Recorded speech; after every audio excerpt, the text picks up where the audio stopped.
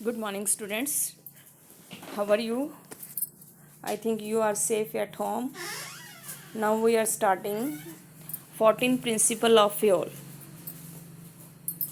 You know, Henry Fayol is the father of management. He also contributed 14 principles for the management theory. And 14 principle include a lot of principle. First principle of the Fayol is division of work and specialization. And you can also right it the principle of division of work. इसको हिंदी में हम बोलेंगे कार्य का विभाजन. तो इस according to Fayol this principle explain that total work should be divided in small task. अगर हम बढ़िया तरीके से अपने एम्प्लॉयज़ से काम कराना चाहते हैं तो सबसे पहले हम टोटल वर्क को छोटे छोटे पार्ट में, छोटी छोटी स्मॉल टास्क या स्मॉल जॉब्स में डिवाइड करते हैं. फॉर एग्ज़ाम्पल, मान लो कि हमने कोई पेंटिंग करनी है और पेंटिंग में हमने उस काम को डिवाइड कर दिया कि कौन उसकी आउटलाइन करेगा, कौन उसमें कलर करेगा. तो ये हमने उसको काम को डिवाइड कर दिया. और each small task must be completed by competent or specialized people to increase efficiency and to get the benefit of specialization. Benefit of specialization means if any work is done by specialist, it can be done in a small time and with great efficiency. तो मान लो कि हम hair cut कराते हैं, तो hair cut कराने के लिए आप मम्मी से तो कटिंग नहीं कराते, क्योंकि मम्मी को भी तो कैंची चलानी आती है. आप किसके पास जाते हो? ब्यूटी पार्लर के पास या सैलून में जाते हैं. Why you visit the salon और beauty parlour? Because they are competent and expert in hair cut. बात समझ में आ रही है बेटे? तो फ्यूल ये बात कहता है कि अगर हम प्रोडक्टिविटी को, क्वालिटी और क्वांटिटी को इम्प्रूव करना चाहते हैं तो हम काम स्पेशलिस्ट से कराएं. और स्पेशलिस्ट हर काम को अच्छे से नहीं कर सकता, तो हम काम को पहले छोटे छोटे भागों में डिवाइड कर दें, बांट दें, और फिर हम हर काम, छोटा काम स्पेशलिस्ट से करवाएं. तो एक ही काम को वो बार बार अगेन एंड अगेन करते करते वो स्पेशलाइज्ड हो जाएंगे, ट्रेंड हो जाएंगे, एक्सपर्ट हो जाएंगे, और वो उसी काम को कम टाइम में और बढ़िया परफॉर्म कर लेंगे. ओके बेटे? तो in every principle of fuel we have to discuss the meaning according to Fayol, and also we have to learn two advantages of the division of work, and also we will have to violating effect of the principle. तो हमने एक positive और violating दोनों effect करने हैं.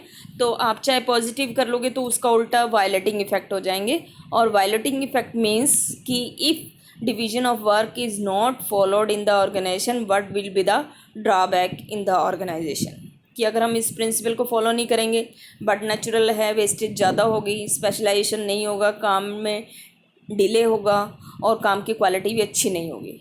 और positive effect में इसका बिल्कुल उल्टा रख देंगे. एफिशिएंसी बढ़ेगी, क्वालिटी इम्प्रूव होगी और एफिशिएंसी वेस्टेज नहीं होगी, और we can best utilize the resources. Okay बेटे? Next principle is authority and responsibility. सबसे पहले you have to define the meaning separately, authority and responsibility. Authority means power to take the decision. Okay? और responsibility means the obligation to perform the task. तो according to Fayol, top level, middle level और lower level पे authority और responsible का बराबर बंटवारा होना चाहिए. There should B parity between authority and responsibility.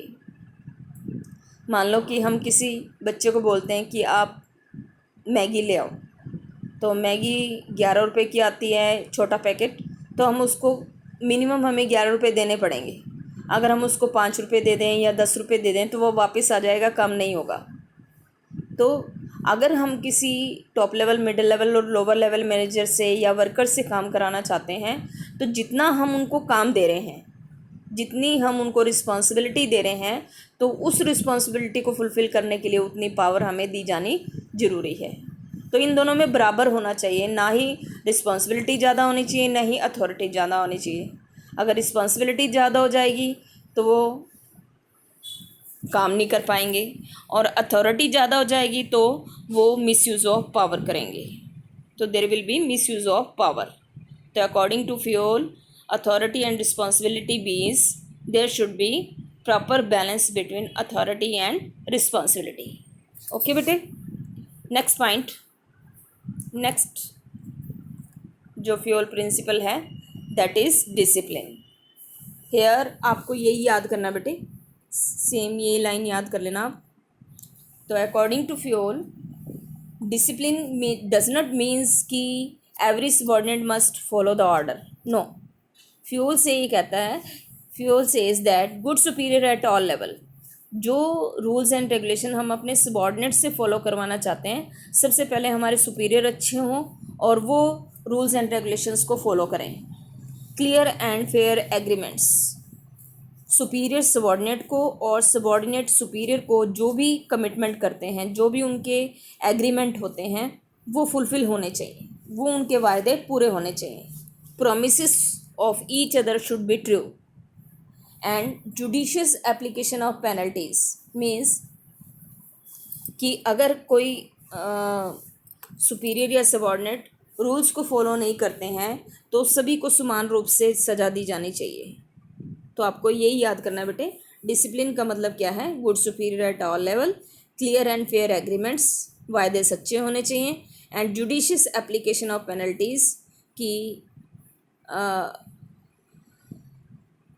न्यायपूर्ण तरीके से जो दंड का प्रावधान होना चाहिए और किसी को कम या किसी को ज़्यादा सज़ा नहीं दी जानी चाहिए। Okay, next principle is unity of command. तो इसका प्रिंसिपल को हमने काफ़ी मतलब एक्सप्लेनेशन में प्रिंसिपल ऑफ मैनेजमेंट में मैंने काफ़ी एक्सप्लेन किया था। तो यहाँ principle of management unity of command means each and every subordinate must receive the order from one boss at a time। मान लो कि हम वर्कर्स की बात करें तो वर्कर्स के 3 बॉस हैं, टॉप लेवल भी बॉस है, मिडिल लेवल भी बॉस है और लोअर लेवल भी बॉस है। तो यहाँ पे अगर हम तीनों बॉस मिलके एक सबॉर्डिनेट को डिफरेंट ऑर्डर दे दें तो वो कंफ्यूज हो जाएगा कि वो किसका आदेश पूरा करे। आप क्लास में पढ़ते हो तो एक टाइम में एक पीरियड में आपको एक ही टीचर पढ़ाता होगा, सभी टीचर कहें कि हम फर्स्ट पीरियड में पढ़ाएंगे तो पांचों टीचर आपके फर्स्ट पीरियड में आ जाएं, तो कैसे चलेगा बेटे। हम पांचों टीचर से एक ही पीरियड में पढ़ सकते हैं? नहीं पढ़ सकते। तो आपको क्लास में 40 बच्चों की क्लास है या 30 बच्चों की क्लास है, तो मैं ये नहीं कह रही हूँ कि 30 बच्चों के लिए 30 टीचर होने चाहिए, no. At the same time whole class is getting order and command from one teacher. तो यूनिटी ऑफ कमांड का मतलब यही है कि सबॉर्डिनेट को एक समय में एक ही अधिकारी से आदेश मिलने चाहिए टू अवॉइड द कन्फ्यूजन। तो इसका सबसे बड़ा जो पॉजिटिव इफ़ेक्ट है, एम्प्लॉयज़ की एफिशिएंसी बढ़ेगी और वो कंफ्यूज नहीं होंगे। और नेगेटिव इफ़ेक्ट क्या होगा कि if unity of command is violated तो कन्फ्यूजन होगा और एफिशिएंसी जो है सबॉर्डिनेट की वो क्या हो जाएगी, कम हो जाएगी। तो आपकी बुक में एनसीईआरटी में यूनिटी ऑफ कमांड और यूनिटी ऑफ डायरेक्शन का डिफरेंस दिया हुआ है, तो वो आपने डिफरेंस लर्न करना है बेटे। इसमें कल हम करेंगे इसको यूनिटी ऑफ डायरेक्शन को, तो अभी आपने यूनिटी ऑफ कमांड का मीनिंग करना बेटे। Unity of command means each and every subordinate must receive the order from one boss. तो here in this principle you have to catch the line which what the Fayol says about the principle. आपको वही line याद करनी है जो fuel ने इस principal के बारे में कही है। जैसे मैंने अभी आपको अंडरलाइन कराया कि फ्यूल की ये वाली 3 लाइनें आपको लर्न करनी है। और यूनिटी ऑफ कमांड में according to Fayol there should be one and only one boss superior for every individual and they must get the order from one boss at a time. Okay, तो ये learn करना आपको। ये चारों principal आपके positive और violating effect के साथ आपको लर्न करने हैं और कोई कॉपी में राइट भी करने हैं। और if any problem you can ask me. Okay, have a nice day.